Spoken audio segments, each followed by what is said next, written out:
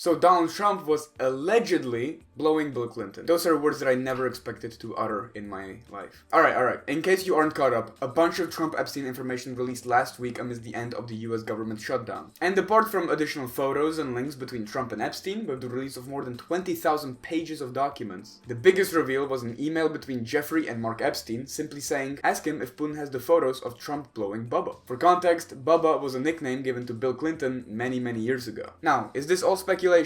Yes, we don't have any concrete evidence. It really seems that only Putin does. We do have Trump on record praising both Bill and Hillary Clinton before the 2016 election, and even this weird-ass video of the two of them. Since then, Mark Epstein, who is the brother of Jeffrey Epstein, has denied the Bill Clinton connection. But given both Donald Trump's and Bill Clinton's connection to the pedophile king himself, there is reasonable ground for speculation. Nonetheless, none of this actually really matters, at least not in the way that you think. Apart from the infinitely more damning probability of child trafficking being paid for by both the current president and the ex-president of the United States. What this whole Trump-Clinton-Epstein situation really tells us is that there is no democratic multi-party system in the United States. Even here in Europe, where we pride ourselves with how many pro-capital parties we can have, it's all just an illusion of choice. Not only does the liberal parliamentary system have constitutional mechanisms in place for structural change to be essentially impossible, but all major parliamentary parties, especially the bipolar US system, rely on corporate lobbying, a mechanism for the ultra-rich to directly influence policy. For more of a deeper dive, I recommend this paper by Martin Gilens and Benjamin Page, Testing Theories of American Politics, Elites, Interest Groups, and Average Citizens. Interest groups do have a substantial independent impacts on policy, and a few groups, particularly labor unions, represent average citizens' views reasonably well, but the interest group system as a whole does not. Overall, net interest groups alignments are not significantly related to the preferences of average citizens. The net alignments of the most influential, business-oriented groups are negatively related to the average citizen's wishes. So existing interest groups do not serve effectively as transmission belts for the wishes of the populace as a whole. Potential groups do not take up the slack either, since average citizens' preferences have little or no independent impact on policy after existing groups' stance are controlled for. Furthermore, the preferences of economic elites have far more independent impact on policy change than the preferences of average citizens do. To be sure, this does not mean that the ordinary citizens always loses out. They fairly often get the policies they favor, but only because those policies happen to also be preferred by the economically elite citizens who wield the actual influence. What do our findings say about democracy in America? They certainly constitute troubling news for the advocates of populistic democracy, who want governments to respond primarily or exclusively to the policy preferences of their citizens. In the United States,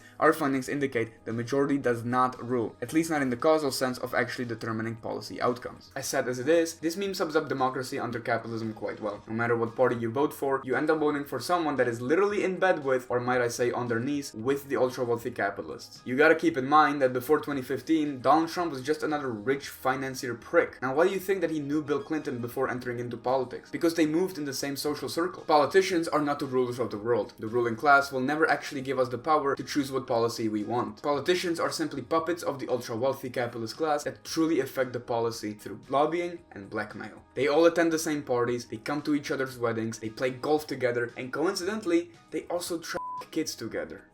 Allegedly. Democracy for an insignificant minority. Democracy for the rich. This is the democracy of capitalist society.